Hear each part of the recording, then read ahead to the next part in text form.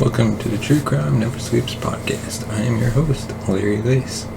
Today we're continuing our series, Shit Out of Luck, looking at the Craigslist Killer. How one crucial mistake led to his capture. First, we'd like to thank our sponsor, Pawndex, for sponsoring this episode. You can check them out today at pawndex.com and use promo code Larry21 for 10% off your purchase. So let's dive right into it, shall we? On April 14th, 2009, a woman named Julissa Brisman arranged to meet a man at the Marriott Copley Hotel in New York City. Once the two were inside her room, the man attacked her and restrained her with plastic ties. When she fought back, he bashed her head in and shot her several times in the chest, killing her. Her lifeless body was found in a pool of blood in her hotel room on the 20th floor by hotel staff who phoned the authorities.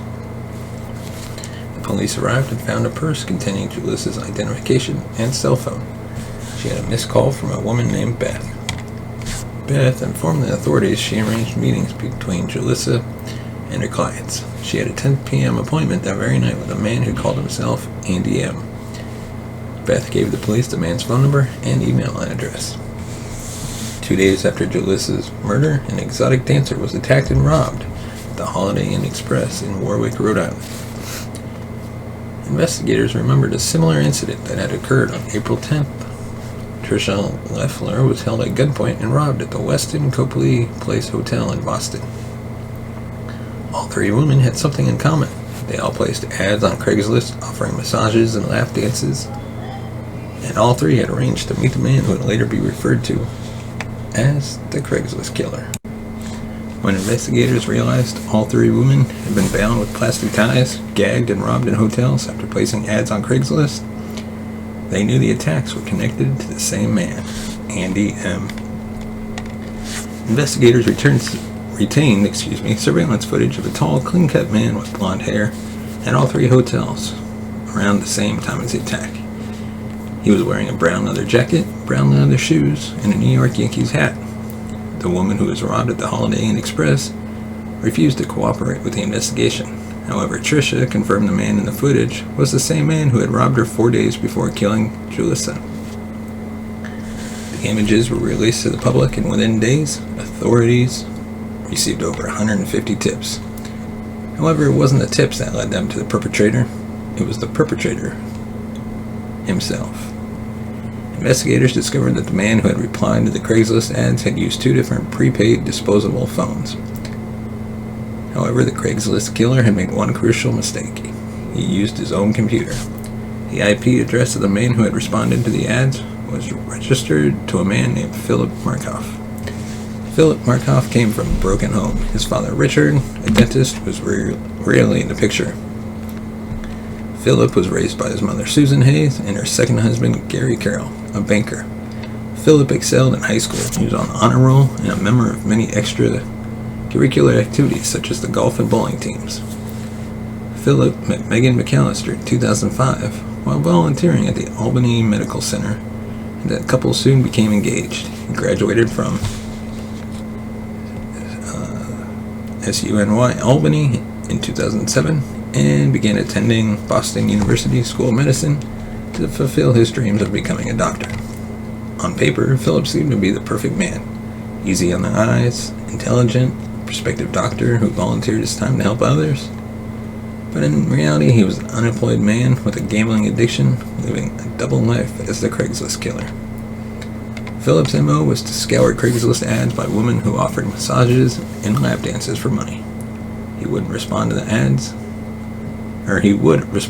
and arrange to meet at local hotels. But it wasn't a massage or a lap dance Philip wanted from the woman. He wanted their money to pay off his gambling debts.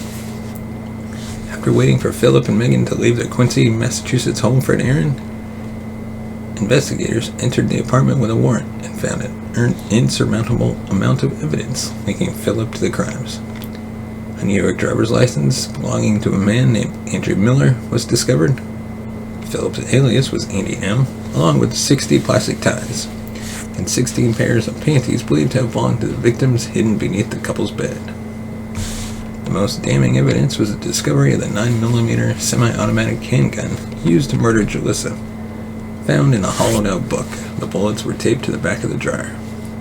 Although Megan had no idea what her husband-to-be had been up to in his spare time, she found it odd when on April 20th he suddenly packed their bags and yanked her into their vehicle, insisting they go on an impromptu trip to Foxwoods Casino in Connecticut.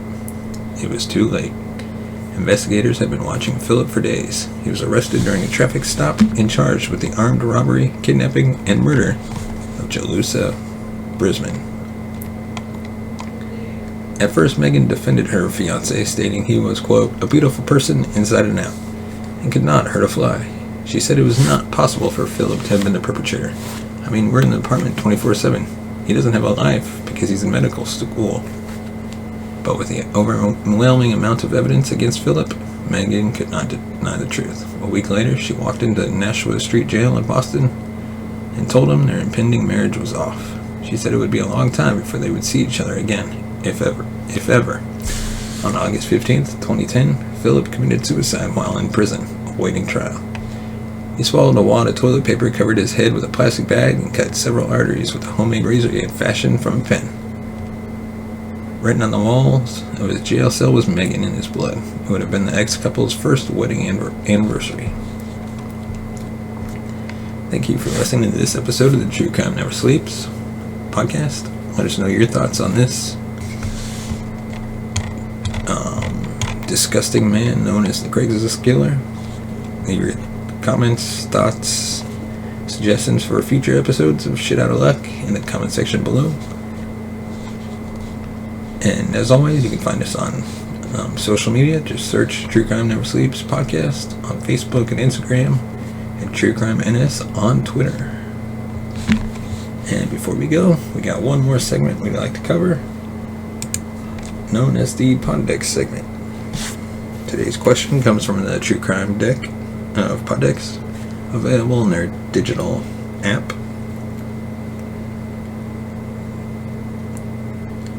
And today's question is,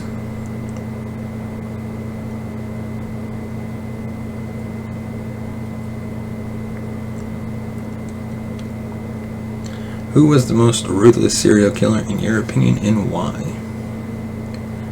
I'm going to say the Zodiac, partly because he's killed so many people, and then also